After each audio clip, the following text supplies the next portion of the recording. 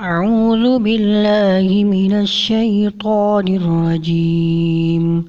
بسم الله الرحمن الرحيم.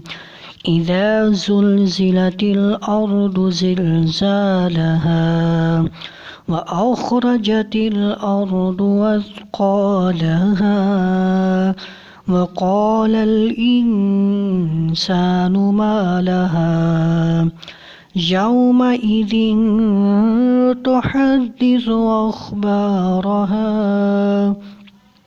بأن ربك أوحى لها يومئذ يصدر الناس أشتاتا ليروا أعمالهم فمن يعمل مثقال ذرة خيرا يره ومن يعمل مثقال ذرة شرا يره.